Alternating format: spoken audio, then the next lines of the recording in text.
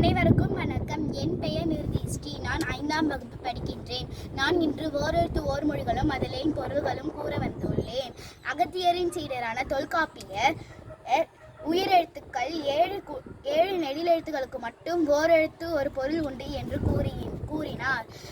அதுக்கு பிறகு வந்த நன்னூலார் 40 நெடில் எழுத்துக்களுக்கும் 2 குரில் எழுத்துக்களுக்கும் ஓரெழுத்துக்கு பொருள் உண்டு என்று கூறினார். அதை நான் உங்களிடம் கூற வந்துள்ளேன்.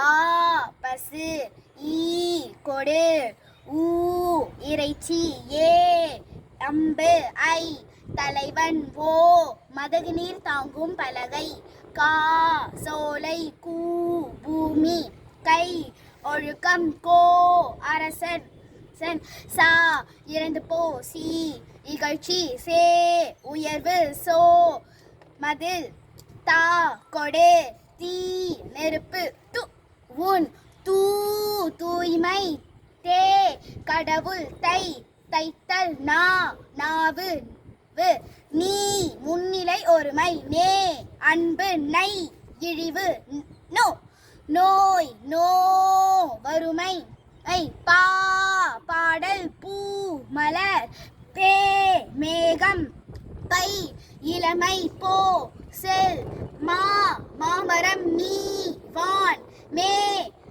அன்பு, மை அஞ்சனம், மோ முகத்தல், வா அழைத்தல், we Malar, why pull, வௌ cover, யா அகலம். நன்றி.